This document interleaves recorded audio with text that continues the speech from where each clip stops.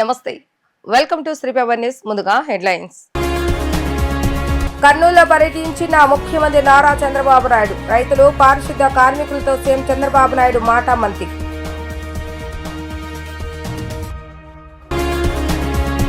రైతు దగ్గరున్న ధాన్యమంతా కొనుగోలు చేయాలని అధికారులను ఆదేశించిన సీఎం చంద్రబాబు నాయుడు. పంటలకు గిట్టుబాటు ధర రావాలని పిలుపు. దివ్యాంగుల సంక్షేమంపై సంబంధిత అధికారులతో మంత్రి డోలా బాలవీరాంజనేయులు సమీక్ష. దివ్యాంగులకు గుర్తింపు కార్డులను అందజేసేందుకు కేంద్రం చర్యలు చేపట్టిందని వ్యాఖ్య. సీఎం చంద్రబాబు నాయుడు కర్నూలు జిల్లా పర్యటన కొనసాగుతుంది. ఈ సందర్భంగా రైతు బజార్లో ఏర్పాటు చేసిన స్వర్ణాంధ్ర స్వచ్ఛంద్ర కార్యక్రమంలో పాల్గొన్నారు. రైతులు, పారిశుద్ధ కార్మికులతో మాట్లాడారు. కూరగాయల వ్యర్థాలతో ఎరువులు తయారీ ప్రక్రియను పరిశీలించారు. అనంతరం ధనలక్ష్మి నగర్ లో ఉద్యానవనం అభివృద్ధి పనులకు సీఎం శంకుస్థాపన చేశారు. అంతకుముందు కర్నూలు చేరుకున్న సీఎం చంద్రబాబు నాయుడుకు జిల్లా కలెక్టర్, ఎస్పీ, మంత్రులు, ఎమ్మెల్యేలు స్వాగతం పలికారు.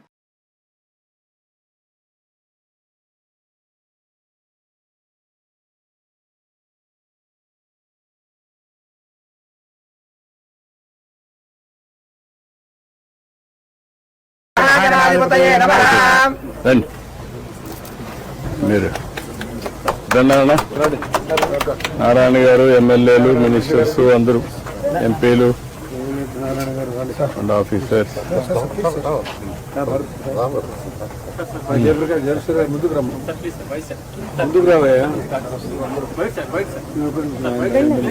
ముందుకురా, అట్రా, అప్పకరా,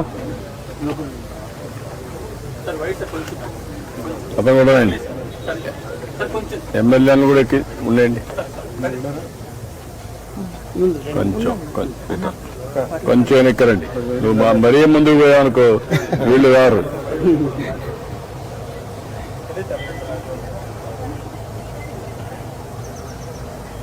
Then can you complete within 2 months time? 2 months to 2.5 months, whatever it may be. Maximum we will take whatever speed we can do. We will do. You complete we will it. have our own horticulture team. Yeah, manchi article petti you complete it. Yes. Okay. Yeah. రండి, రండి. ఓం శరవాణం భవతి సంవత్సరాయ శేవేంద్రియే ప్రతిష్టతే ధనం ధాన్యం వసుం వసుపుత్రాం శత సంవత్సరం దీర్ఘమాయుః. రాష్ట్రంలో పొగాకు పండించిన రైతులు ఎట్టి పరిస్థితుల్లో నష్టపోకూడదని, పొగాకు రేటు తగ్గకుండా వెంటనే గిట్టుబాటు ధరకు టెండర్లు కొనుగోలు చేసేలా చూడాలని ముఖ్యమంత్రి నారా చంద్రబాబు నాయుడు అధికారులను ఆదేశించారు. అలాగే కొనుగోలును ఆపకూడదని, రైతుల దగ్గర ప్రస్తుతం ఉన్న పంట కొనుగోలును వెంటనే జరపాలని స్పష్టం చేశారు. తాను రైతుల, పరిశ్రమల, సంస్థల యజమానులు, ఇతరులతోనూ స్నేహపూర్వకంగా ఉంటానని, అలా అని రైతులకు అన్యాయం జరిగితే మాత్రం సహించేది లేదని తేల్చి చెప్పారు. ఉండవల్లి నివాసంలో ముఖ్యమంత్రి పొగాకు, కోకో, మిర్చి, ధాన్యం కొనుగోళ్లు గిట్టుబాటు ధరలపై అధికారులు టెండర్లతో సమీక్ష నిర్వహించారు. ఇందులో ప్రధానంగా పొగాకు ధర పతనం కావడంపై ముఖ్యమంత్రి అసహనాన్ని వ్యక్తం చేశారు.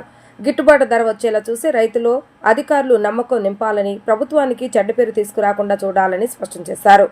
హెచ్డి బార్లే పొగాకు నాణ్యత ఆధారంగా క్వింటాకు 12,500 రూపాయలకు కంపెనీలు కొనుగోలు చేయాలి. జీపీఐ, ఐటీసీ కంపెనీలు తక్షణమే 20 మిలియన్ కిలోల కొనుగోలును ప్రారంభించాలి. కంట్రోల్ రూమ్, వాట్సాప్ గ్రూపుల ద్వారా రోజువారీగా కొనుగోలును పర్యవేక్షించాలి. వ్యవసాయ శాఖ ప్రతి 2 రోజులకు ఒకసారి కొనుగోలు వివరాలు నివేదించాలి. వచ్చే సాగు సీజన్లో అంతర్జాతీయ డిమాండ్ ధరలకు ఆధారంగా హెచ్డి బార్లే సాగు విస్తరణను నియంత్రించేలా ఈ రకం సాగు వైపు మళ్లకుండా రైతులు అవగాహన పెంచేందుకు 2025 జూన్ నుంచి సమావేశాలు నిర్వహించాలని ముఖ్యమంత్రి స్పష్టంగా పేర్కొన్నారు. దివ్యాంగులకు గుర్తింపు కార్డులు అందజేసేందుకు కేంద్ర ప్రభుత్వం చర్యలు చేపట్టిందని, ఈ నేపథ్యంలో రాష్ట్రంలో దివ్యాంగులకు గుర్తింపు కార్డుల జారీకి అవసరమైన చర్యలు చేపట్టాలని రాష్ట్ర సాంఘిక సంక్షేమ శాఖ మంత్రి డోలా శ్రీ బాలవీరాంజనేయ స్వామి అధికారులను ఆదేశించారు. గ్రామ సచివాలయాలు, మీ సేవా కేంద్రాలతో పాటు మనమిత్ర వాట్సాప్ గవర్నెన్స్ ద్వారా సదరం స్లాట్ బుకింగ్ కు చర్యలు చేపట్టాలని ఆదేశించారు. స్లాట్ బుకింగ్ చేసుకున్న రోజు నుంచి నెల రోజుల్లోపు సదరం సర్టిఫికెట్లు ఇచ్చేలా చర్యలు తీసుకోవాలని తెలిపారు.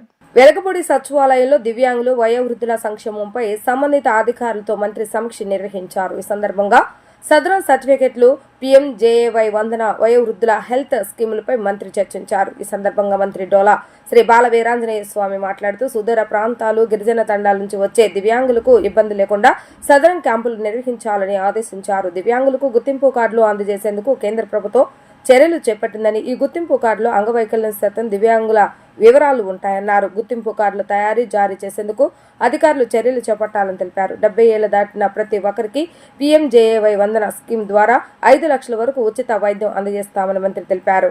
పర్యావరణ హిత క్రమశిక్షణ సమాజంపై బాధ్యతగా మన నుంచే మార్పు మొదలవ్వాలని కలెక్టర్ లక్ష్మీ షా అన్నారు. మనం వేసే ఒక్క చిన్న అడుగు పెద్ద విజయానికి దారితీస్తుందని తెలిపారు. అన్నింటా స్వచ్ఛత మెరుగైన జీవితానికి బాసటగా నిలుస్తుందని ఆయన అన్నారు. G Konduru old Shivasai hotel సమీపంలో స్వచ్ఛాంధ్ర స్వర్ణాంధ్ర కార్యక్రమం జరిగింది. ఈ కార్యక్రమంలో కలెక్టర్ లక్ష్మీ షా మాట్లాడుతూ సంపన్నమైన, ఆరోగ్యవంతమైన, సంతోషకరమైన ఆంధ్రప్రదేశ్ లక్ష్యంగా రాష్ట్ర ప్రభుత్వం ఆవిష్కరించిన స్వర్ణాంధ్ర 2047 దార్శనిక ప్రాంతంలోని 10 సూత్రాలు సమగ్ర విధానాలతో స్వచ్ఛంద్ర ఒక సూత్రంగా ఉందని వివరించారు. ఈ నేపథ్యంలో ప్రతి నెల 3వ శనివారం ఒక ప్రత్యేక థీమ్తో స్వచ్ఛంద్ర స్వర్ణాంధ్ర కార్యక్రమాన్ని నిర్వహిస్తున్నట్లుగా తెలిపారు. ఈ నెల బీట్ ది హీట్ ఇతివృత్తంతో కార్యక్రమాన్ని నిర్వహించడం జరుగుతుందన్నారు. ప్రతి ఒక్కరూ పర్యావరణం, సమాజం పట్ల బాధ్యతగా వ్యవహరించాలని, తప్పనిసరి పరిస్థితుల్లో విస్తృత ప్రయోజనాల అభివృద్ధి కార్యక్రమం కోసం ఒక చెట్టును నరకటం తప్పనిసరి అయితే 10 మొక్కలు నాటాలని సూచించారు. స్వచ్ఛాంధ్ర స్వర్ణాంధ్ర కార్యక్రమంలో భాగంగా ఈ నెల బీట్ ద హీట్ కార్యక్రమం అంటే ఎండలో ఎలాగ జాగ్రత్త తీసుకోవాలి దాని గురించి ఇప్పటివరకు ప్రజలందరూ జాగ్రత్తలు తెలియజేశారు. ఏం తీసుకోవాలనేది ఇది స్వచ్ఛాంధ్ర స్వర్ణాంధ్ర అనేది కూడా స్వర్ణాంధ్ర విజన్ 2047 లో భాగంగా అంశం.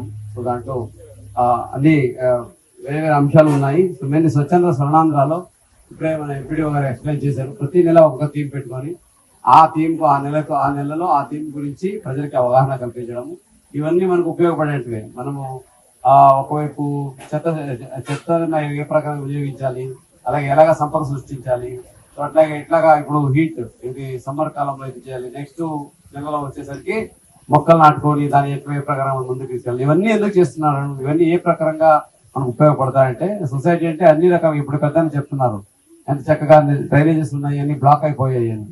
సో దీని గురించి అవగాహన తీసుకొచ్చి ఫైనల్లీ మనం అందరం కొంచెం జాగ్రత్తగా ఉంటే, ఓకే, మన డిసిప్లిన్ గా ఉంటే ఇవన్నీ మనం అరికట్టవచ్చు.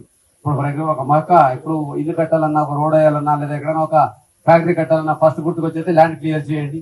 ల్యాండ్ క్లియర్ చేయండి అంటే ఏం చేయండి, అక్కడ ఉన్న మొక్కలన్నీ తీసేయండి. అదే ఒక మొక్క పెంచడానికి ఎంత టైం పడుతుందో మీకే తెలుసు. ఒక 10 సంవత్సరాలు 20 సంవత్సరాలు అయిన మొక్క కట్టేసి హ్యాపీగా అక్కడ ఒక బిల్డింగ్ కట్టేస్తాము, రోడ్ వేసేస్తాము.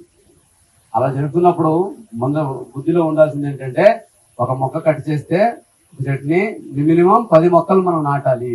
అప్పుడే ఈ పచ్చదనాన్ని మనం కాపాడగలుగుతాము. ఎందుకంటే ఆ 10 మొక్కలు నాటిన తర్వాత 10 మొక్కలు కూడా రావు కదా, దాంట్లో 2, 3, 4 పోతాయి మళ్ళీ. సో మిగిలేది 4-5 చివరికి. కాబట్టి ఒక చెట్టు ఎక్కడైనా నరుకుతున్నాము డెవలప్మెంట్ వర్క్ అయితే ఒక 15 మొక్కలు నాటే ఇది మనసత్వం మనలో ఉండాల. సో ఇది ప్రతి ఒక్కరు ఆలోచించి మనం ఎక్కడ మొక్కలు కూడా పిల్లలాగే కదా, ఓకే, అవి ఇప్పుడు అదే కారణాంత వల్ల మనం తీసేస్తుంటాము. కానీ దానికి మనము వేరే మొక్కలు నాటే దాన్ని తీయాలి. ఇవన్నీ డిసిప్లిన్ గా రావాలి. ఇప్పుడు ప్లాస్టిక్ గురించి చెప్తున్నాము. 2-3 నెలల ప్లాస్టిక్ బ్యాన్ కూడా మనం సింగిల్ యూజ్ ప్లాస్టిక్ బ్యాన్ గురించి మాట్లాడుకున్నాము. ప్లాస్టిక్ వల్ల ఎంత హానికరంగా ఉంటుంది, మనం ఆరోగ్యానికి కాకుండా పర్యావరణానికి కూడా చాలా ఇబ్బందులు వస్తాయి. సో ప్లాస్టిక్ ప్రత్యామ్నాయాలు ఉన్నాయి. ఇప్పుడు ఇక్కడే చూసాను, మన ఏమి అడిగాను, ఇవన్నీ పేపర్ ఫైల్స్. ఇంతకు ముందు కనుక ఈ మన జిల్లాలోనే ఆఫీసర్స్ పెట్టండి అంటే ఆ ప్లాస్టిక్ ఉంటాయి కదా లీఫ్లెట్స్, దాంట్లో పెట్టేవాళ్ళు. సో ఇది ఒక మార్పు. ఈ మార్పు ప్రతి ఒక్కరిలో రావాలి. ఇప్పుడు మనము దుకాణానికి వెళ్తాం, బయటికి తీసుకురావడానికి, కూరగాయలు తీసుకురావడానికో, లేదా ఈ మాంసం తీసుకురావడానికో, లేదా ఏదైనా వస్తువులు తీసుకురావడానికి మేము ఊరికే ఖాళీ చేతులతో వెళ్తాము. వస్తున్నప్పుడు పాలిథిన్ బ్యాగ్ పట్టుకొని వచ్చేస్తాం. ఆ పాలిథిన్ ఎక్కడ పడేస్తున్నాం, బయట పడేస్తున్నాం కదా అని చెప్పినట్టు డ్రైనేజ్కి వెళ్ళిపోతుంది. అదే ఇంటి నుంచి వెళ్తున్నప్పుడు తెలుసు, మనం దుకాణానికి వెళ్తున్నాము, బయట నుంచి ఉదయం వెళ్తే కూరగాయలు తీసుకురావాల్సి వస్తుంది, సండే భానువారం వెళ్తే మాంసం పట్టుకురావాల్సి వస్తుంది. అప్పుడు ఒక క్లాత్ బ్యాగ్ జూబులో పెట్టుకెళ్ళవచ్చు కదా, ఓకే, ఒక గుడ్డ సంచి తీసుకెళ్తే సో మనం దాన్ని రీయూజ్ చేసుకోవచ్చు. పాలిథిన్ తీసుకురావాల్సిన అవసరం రాదు, మన పర్యావరణాన్ని మనం కాపాడగలుగుతాం. ఇట్లాగా మార్పు మన నుంచి మొదలవ్వాల్సి ఉంటుంది. దీనికి ప్రతి ఒక్కరు సహకరించాలనే ప్రతి నెల ఒక థీమ్ పెట్టుకొని గౌరవ ముఖ్యమంత్రి వారు ప్రతి ఒక్కరికి దీని గురించి అవగాహన కల్పించండి అని చెప్తున్నారు. గ్రీనరీని పెంచడం ద్వారా అధిక ఉష్ణోగ్రతలను తగ్గించుకోవడంతో పాటు ఎన్నో ఆరోగ్య ప్రయోజనాలు కూడా ఉన్నాయని chief commissioner land administration of Andhra Pradesh government senior IAS అధికారి జి జయలక్ష్మి అన్నారు. ఎండ తీవ్రతను తగ్గించుకునేందుకు మన ఇంటి వద్దే ఇంటి రూఫ్ పై మనం ప్రకృతి సిద్ధంగా మొక్కలను కూరగాయలను కూడా పండించుకోవచ్చని చెప్పారు. విజయవాడ నగరాన్ని మురికి లేనటువంటి నగరంగా తీర్చిదిద్దటమే లక్ష్యంగా ప్రభుత్వం పనిచేస్తుందని ఆమె అన్నారు. సెంట్రల్ నియోజకవర్గంలోని 33 సత్యనారాయణపురం ఏకేటీపీ స్కూల్ వద్ద సర్కిల్ 2 కార్యాలయ ఆవరణలో రాష్ట్ర ప్రభుత్వం ఆదేశానుసారం స్వర్ణాంధ్ర స్వచ్ఛ దివాస్ బీట్ ద హీట్ అనే అంశంపై అవగాహన స్పెషల్ డ్రైవ్ కార్యక్రమం విజయవాడ నగరపాలక సంస్థ ఆధ్వర్యంలో నిర్వహించారు. ఈ అవగాహన సదస్సుకు ముఖ్య అతిథులుగా CCLA సీనియర్ ఐఏఎస్ అధికారి జయలక్ష్మితో పాటుగా ప్రభుత్వ విప్ సెంట్రల్ నియోజకవర్గ శాసనసభ్యులు బొండ ఉమామేశ్వర, విజయవాడ నగరపాలక సంస్థ కమిషనర్ ధ్యాన్ చంద్ర హాజరయ్యారు. ఈ సందర్భంగా మన చుట్టూ ఉన్న పరిసరాలను మనమే పరిశుభ్రంగా ఉంచుకోవాలన్న నినాదంతో ప్రతిజ్ఞ చేయించి ఏకేటీపీ స్కూల్ పరిసరాల్లో మొక్కలు నాటి అనంతరం పాదాచారులకు మజ్జిగ కార్యక్రమాన్ని పంపిణీ చేశారు. పర్యావరణ పరిరక్షణకు వేసవిలో ఎండ తీవ్రతను అరికట్టేందుకు మొక్కల పెంపకం ఆవశ్యకతను వక్తలు తెలిపారు. సెంట్రల్ నియోజకవర్గంలో స్వర్ణాంధ్ర స్వచ్ఛంద్ర కార్యక్రమం ప్రతిష్టాత్మకంగా తీసుకుని నెలలో ప్రతి 3వ శనివారం సెంట్రల్ నియోజకవర్గంలో విజయవాడ నగరపాలక సంస్థ అధికారులతో కలిసి ప్రజలకు అవగాహన సదస్సులు నిర్వహిస్తున్నామని ఎమ్మెల్యే బొండ ఉమామేశ్వరరావు వివరించారు. మా నియోజకవర్గంలో ఎక్కువ స్లమ్ ఏరియా, మరి విజయవాడ 3 నియోజకవర్గాలకి ఆయన కమిషనర్ అయినా మా నియోజకవర్గాల్లో దాదాపు 2,90,000 మంది ఓటర్లు ఉంటారు. 4 లక్షల మంది జనాభా నివసించే ప్రాంతం. దాంట్లో 2 లక్షల చిల్లర స్లమ్ ఏరియాలో ఉండేవాళ్ళు. అంటే అన్ని చిన్న చిన్న ఇళ్ళు 40 గజాల్లో 30 గజాల్లో అలాగే అపార్ట్మెంట్స్ ఇలా ఉంటాయి. అక్కడ దీని మీద అవగాహన కల్పించడం వల్ల ఇవాళ ప్రజలందరినీ కూడా అనారోగ్యం బారి పడకుండా కాపాడుకోగలిగాం. ముఖ్యంగా ఏదైతే గత 4 నెలలుగా ఈ ప్రోగ్రామ్ని విజయవాడ కమిషనర్ గారు బ్రహ్మాండంగా నిర్వహిస్తున్నందువల్ల మరి ఇవాళ ఈ ఫీవర్లు ఇది కూడా తగ్గిపోయింది. గవర్నమెంట్ హాస్పిటల్కి వచ్చి ప్రైమరీ హెల్త్ కేర్ సెంటర్కి వచ్చే వాళ్ళు కూడా తగ్గిపోయారు. మా నియోజకవర్గంలో అయితే AMHO శ్రీనివాస్ గారు మేము మాట్లాడుకున్నాం. ముందు నుంచి ప్రతి వారం కూడా ఒక స్పెషల్ డ్రైవ్ చేపట్టి ఆ స్పెషల్ డ్రైవ్ ద్వారా ప్రతి పెద్ద గ్యాంగ్ అని పెట్టి, అందుకే పక్క డివిజన్లో శానిటేషన్ వర్కర్లు కూడా ఒక 4 గంటలు ఇక్కడ పిలిపించి దాన్ని ఆ డివిజన్లో స్పెషల్ డ్రైవ్ చేపట్టడం వల్ల మొత్తం చిన్న చిన్న మురుగుంట్ల కాడించి కాలువల కాడించి పారిశుద్ధ్యం కాడించి అన్నీ టేకప్ చేయటం వల్ల ఇవాళ సింగనగర్ ప్రాంతంలో నివసించే 2 లక్షల మంది ఇవాళ ఎక్కడా కూడా ఆరోగ్యకరమైనటువంటి వాతావరణంలో ఉన్నారు. అనారోగ్యం అనేది ఎక్కడ కనబడుతున్నా. ప్రైమరీ హెల్త్ కేర్ సెంటర్లు కానీ గవర్నమెంట్ హాస్పిటల్ కానీ ప్రజలు వెళ్ళే పరిస్థితి లేకుండా పోయింది. అలాగే ఇవాళ ఈ ఎండాకాలం ప్రత్యేకమైనటువంటి కార్యక్రమం ప్రతి నెల ఒకటి తీసుకుంటూ ఉంటే మండుటెండలు విజయవాడ అనేది చాలా పెద్ద పేరు. పూర్వం నుంచి కూడా ఎండాకాలం ఇక్కడ సమ్మరు హై టెంపరేచర్ అనేది రికార్డ్స్లో ఉంటుంది. ఇప్పుడే CCLA కమిషనర్ గారు అంటున్నారు ఈసారి కొంచెం ఎండలు తక్కువ ఉన్నాయి అని. అంటే మాన్సూన్స్ కూడా త్వరగా వచ్చినాయి. మొన్నే అండమాన్కి, తర్వాత కేరళకి, ఆంధ్రాకి జూన్లో 6వ తారీఖు 5వ తారీఖు వస్తాయని చెప్పి ఒక ఎక్స్పెక్టేషన్ ఉంది. ఇవాళ విజయవాడ మున్సిపల్ కమిషనర్ గారు ఎప్పుడూ లేనటువంటి విధంగా 84 చలివేంద్రాలు ఏర్పాటు చేశారు. మరి మనకి కార్పొరేషన్కి భారం ఇది డబ్బులు అని అనుకుంటే ఇదంతా అయ్యేది కాదు, ఒక ఐడియా కూడా లేకపోతే. మేము కమిషనర్ గారిని రిక్వెస్ట్ చేసాం, ఎన్ని చలివేంద్రాలు కావాలంటే అన్ని పెట్టించండి అని. అంటే మరి వెంటనే ఆయన ఎన్ని కావాలన్నా పెడదామండి ఎమ్మెల్యే గారు అని చెప్పి అవసరమైన ప్రతి సెంటర్లో మంచినీళ్ళు అందుబాటులో పెట్టాం. మజ్జిగ కూడా అనేక కేంద్రాలు పెట్టాం. మేము కూడా ప్రజలను రిక్వెస్ట్ చేసాం, ఒక తప్పని పరిస్థితుల్లో మాత్రమే ఎండాకాలం బయటకు రండి, అనివార్య పరిస్థితుల్లో మాత్రమే, లేకపోతే మ్యాక్సిమం మీరు నీడ పట్టున ఉండండి. ఆ పీక్ అవర్స్ 1 గంట 4 గంటల వరకు 3 గంటలు మనకు మ్యాక్సిమం ఉంటుంది. దాంట్లో జాగ్రత్తగా ఉండాలి.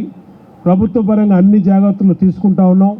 అన్ని చోట్ల కూడా అన్ని ప్రాథమిక ఆరోగ్య కేంద్రాల్లో వడదెబ్బకి లేదంటే ఇంకోటి ఎండాకాలంలో కళ్ళు తిరిగి పడిపోయినా ఇంకోటి జరిగినా అన్ని జాగ్రత్తలు తీసుకుంటున్నాం. ఏపీ కబడ్డీ అసోసియేషన్ నూతన కార్యవర్గం ఇవాళ ఏకగ్రీవంగా ఎన్నికైందని ఏపీ కబడ్డీ అసోసియేషన్ కార్యదర్శి యలమంచిలి శ్రీకాంత్ తెలిపారు. ఏకేఐఎఫ్ వైస్ ప్రెసిడెంట్ అన్వేష్, హైకోర్టు మాజీ న్యాయమూర్తి జస్టిస్ ప్రవీణ్ కుమార్ల అబ్జర్వర్లుగా ఈ ఎన్నిక జరిగిందని చెప్పారు. ఏపీలో సీఎం చంద్రబాబు నాయుడు ఆదేశించిన విధంగా కబడ్డీని మరింత అభివృద్ధి చేస్తామని ఆయన తెలిపారు. ఆంధ్రప్రదేశ్ కబడ్డీ అసోసియేషన్ నూతన కార్యవర్గాన్ని ఎన్నుకున్నారు. జరిగిన ఎన్నికల్లో కార్యవర్గాన్ని ఏకగ్రీవంగా ఎన్నుకున్నట్లుగా ఎన్నికల అధికారి ప్రకటించారు. ఏపీ కబడ్డీ అసోసియేషన్ అధ్యక్షురాలిగా ప్రభావతి, వైస్ ప్రెసిడెంట్ గా కృష్ణ, కార్యదర్శిగా యలమంచిలి శ్రీకాంత్లను ఎన్నుకున్నారు. అలాగే 26 జిల్లాల అధ్యక్ష కార్యదర్శులను యలమంచిలి శ్రీకాంత్ ప్రకటించారు. ఏకేఐఎఫ్ వైస్ ప్రెసిడెంట్ అన్వేష్, హైకోర్టు మాజీ న్యాయమూర్తి జస్టిస్ ప్రవీణ్ కుమార్లు అబ్జర్వర్లుగా ఈ ఎన్నిక జరిగింది. కబడ్డీ ఆటల్లో ప్రతిభ కనపరిచిన క్రీడాకారుడు మణికంఠకు 3 లక్షల రూపాయల చెక్కును అందజేశారు. ఈ సందర్భంగా ఏపీ కబడ్డీ అసోసియేషన్ కార్యదర్శి యలమంచిలి శ్రీకాంత్ మీడియాతో మాట్లాడుతూ ఏకేఐఎఫ్ గైడ్లైన్స్ అనుగుణంగా పనిచేస్తామని చెప్పారు. త్వరలో బీచ్ కబడ్డీ టోర్నమెంట్ నిర్వహిస్తామని తెలిపారు. ఖేలో ఇండియాలో మెడల్ గెలిచిన ప్రతి క్రీడాకారికి 5,000 రూపాయలు బహుమతి ఇచ్చామని అన్నారు. మంచి ప్రతిభ కనబర్చిన మణికంఠకు 3 లక్షల రూపాయలు అందజేస్తామని చెప్పారు. గతంలో కొంతమంది కబడ్డీ క్రీడా అసోసియేషన్ పేరుతో వివాదాలు సృష్టించారని విమర్శించారు. తమ అసోసియేషన్ కు ఏకేఐఎఫ్ గుర్తింపు ఉందని స్పష్టం చేశారు. తమ అసోసియేషన్ కు ఏకేఐఎఫ్ సహకారం ఉంటుందని తెలిపారు. ఏపీలో నిబంధనల మేరకు తమ అసోసియేషన్ కు మాత్రమే ఏకేఐఎఫ్ గుర్తింపు అర్హత ఉందని స్పష్టం చేశారు. ప్రతిభ ఉన్న క్రీడాకారులను ప్రోత్సహించి జాతీయ, అంతర్జాతీయ స్థాయిలో రాణించేలా చేస్తామని అన్నారు. కూటమి ప్రభుత్వంలో క్రీడల్లో రాజకీయాలు ఉండవని తేల్చి చెప్పారు. సీఎం చంద్రబాబు నాయుడు ప్రకటించిన నూతన క్రీడా పాలసీ వర్ధమాన క్రీడాకారులకు ఇది ఒక వరమని ఆయన పేర్కొన్నారు.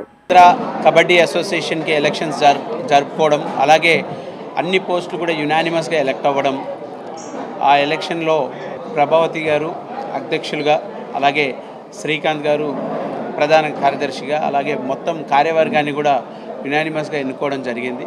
దాంట్లో ఏకేఎఫ్ఐగా నేను అబ్జర్వర్గా ఇక్కడ వచ్చాము. అలాగే రిటర్నింగ్ ఆఫీసర్గా ప్రవీణ్ కుమార్ గారు ఈ యొక్క ప్రాసెస్ని మొత్తం కూడా స్పోర్ట్స్ కోడ్ ఆధారంగా యాజ్ పర్ స్పోర్ట్స్ గైడ్లైన్స్ తోటి, ఏకేఎఫ్ఐ గైడ్లైన్స్ తోటి ఈ యొక్క ఎలక్షన్స్ నిర్వహించడం జరిగింది. దాంట్లో ఒక భాగంగానే వారు రిటర్నింగ్ ఆఫీసర్ గారు కూడా వీళ్ళకి ఎలక్షన్స్ డిక్లేర్ చేసి వాళ్ళందరికీ కూడా ఈ యొక్క ఎలక్షన్స్ కండక్ట్ చేసిన ప్రాసెస్ మొత్తం కూడా మాకు ఇవ్వడం జరిగింది. ఆ రిపోర్ట్ని మేము ఏకేఎఫ్ఐకి కూడా రేపు సబ్మిట్ చేయడం జరుగుతుంది.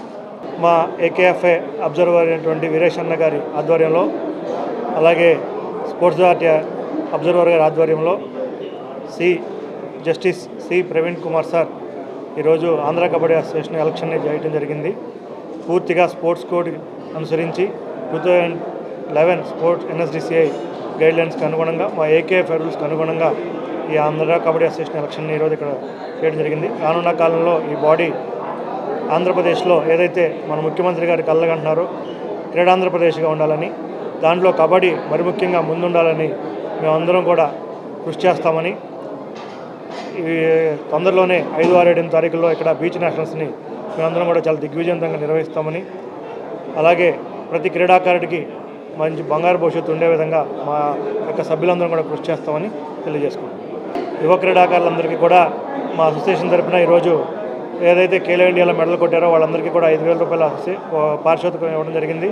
అలాగే మన ఖేలో ఇండియాలో మంచి ప్రతిభ కనబరిచినందుకు మణికంఠ అనే కుర్రోడికి పాట్నా పైలట్స్ నుంచి 3 lakhs రూపీస్ని మన అసోసియేషన్ ద్వారా ఇప్పించడం జరిగింది. రానున్న కాలంలో ఆ క్రీడాకారుని ఇండియన్ టీంలో ఆడే విధంగా ఆంధ్ర కబడ్డీ అసోసియేషన్ ప్రోత్సహిస్తుందని, అలాగే నెక్స్ట్ 2 years తర్వాత అతన్ని పాట్నా పైలట్స్ టీంలో కూడా తీసుకున్నానికి వాళ్ళు సైన్ చేయడానికి ఇక్కడికి వచ్చారు. వాళ్ళందరికీ కూడా కబడ్డీ అసోసియేషన్ తరఫున ధన్యవాదాలు తెలియజేసుకుంటాం. ఏపీ లిక్కర్ కేసులో రిటైర్డ్ ఐఏఎస్ ధనంజయ రెడ్డి, కృష్ణమోహన్ రెడ్డి పాత్రపై రిమాండ్లో రిపోర్టులో కీలక విషయాలు సెట్ తెలిపింది. ధనంజయ రెడ్డి, కృష్ణమోహన్ రెడ్డి ఇతరులతో కలిసి లిక్కర్ సిండికేట్ గా ఏర్పడ్డారని, ఈ సిండికేట్ లో ఉన్నతాధికారులతో పాటు పలువురు వ్యాపారులు, రాజకీయ నేతలు, బంధువులు ఉన్నట్లుగా గుర్తించింది సిట్.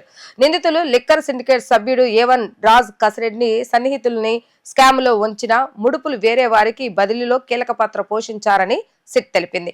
ఆర్డర్లు, ఆఫర్స్ పై నిర్ణయాల్లో ఇతర నిందితులతో కలిసి ధనంజయ రెడ్డి కీలకంగా వ్యవహరించారని రిమాండ్ రిపోర్టులో పేర్కొంది.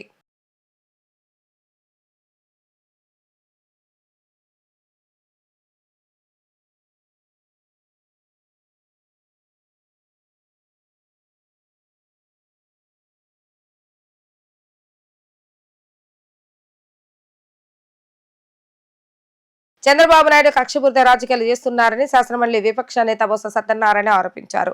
మాజీ ఐఏఎస్ అధికారి ధనంజయ రెడ్డి, మాజీ ప్రభుత్వ అధికారి కృష్ణమోహన్ రెడ్డి అరెస్టులను ఖండిస్తున్నామని ఆయన అన్నారు. ఈ సందర్భంగా శాసనమండలి విపక్ష నేత బొత్స సత్యనారాయణ మాట్లాడుతూ చంద్రబాబు నాయుడు కక్ష రాజకీయాల వల్ల వ్యవస్థలు దెబ్బతింటున్నాయని అన్నారు. తప్పుడు కేసులు పెట్టి తప్పుడు సాక్ష్యాలు, వాంగ్మూలాలు సృష్టిస్తున్నారని, ప్రభుత్వ అధికారులను, మాజీ ప్రభుత్వ అధికారులపై కూడా రాజకీయ విరోధం చూపిస్తున్నారంటూ బొత్స సత్యనారాయణ మండిపడ్డారు. చంద్రబాబు నాయుడు తీసుకొచ్చిన తప్పుడు సాంప్రదాయాలు రాష్ట్రానికి చేటు చేస్తాయని అన్నారు. లిక్కర్ వ్యవహారంలో ఇప్పటివరకు ఎలాంటి ఆధారాలు చూపడం లేదు, కానీ బెదిరించి బయటపెట్టి తప్పుడు వాంగ్మూలాలు తీసుకొని అరెస్టులు చేస్తున్నారని మండిపడ్డారు.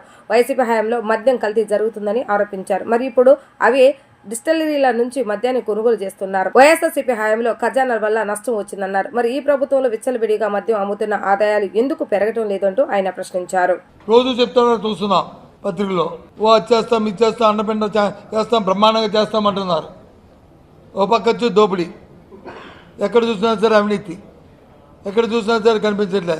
1000 కోట్ల ఉద్యోగాలు అంటారు, ఈ కార్యక్రమాలు అంటారు, ఎక్కడ కనిపించట్లే. ఈ మధ్యకాలంలో జరుగుతున్న విషయాన్ని మనం చూస్తూ ఉన్నాం. పత్రికల్లో, మీ పత్రికలో కూడా వేస్తూనే ఉన్నారు.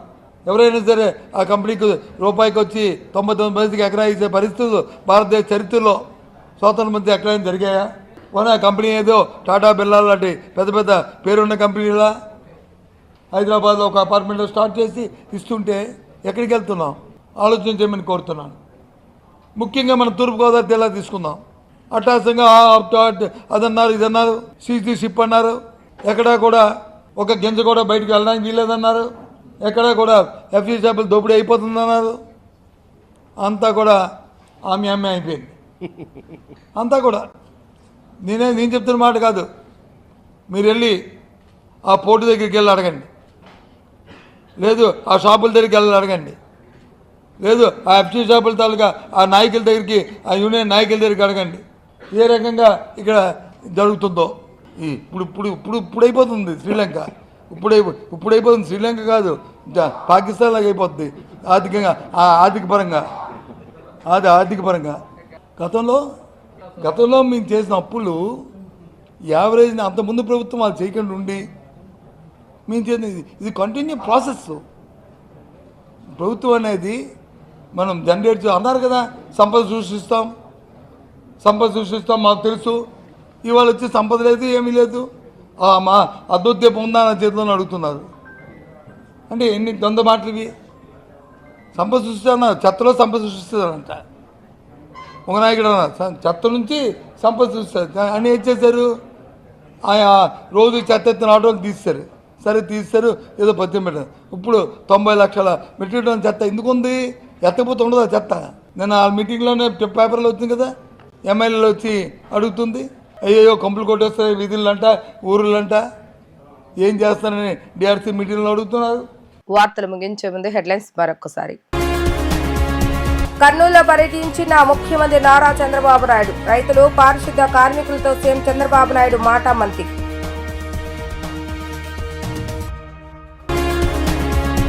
రైతు దగ్గరున్న ధాన్యమంతా కొనుగోలు చేయాలని అధికారులను ఆదేశించిన సీఎం చంద్రబాబు నాయుడు. పంటలకు గిట్టుబాటు ధర రావాలని పిలుపు. దివ్యాంగుల సంక్షేమంపై సంబంధిత అధికారులతో మంత్రి డోలా బాలవీరాంజనేయులు సమీక్ష. దివ్యాంగులకు గుర్తింపు కార్డులను అందజేసేందుకు కేంద్రం చర్యలు చేపట్టిందని వ్యాఖ్య. ఇవే రోజు వార్తా విశేషాలు. మరలా తిరిగి ప్రసారమయ్యే వార్తలు మళ్ళీ కలుద్దాం. అంతవరకు సెలవు, నమస్కారం.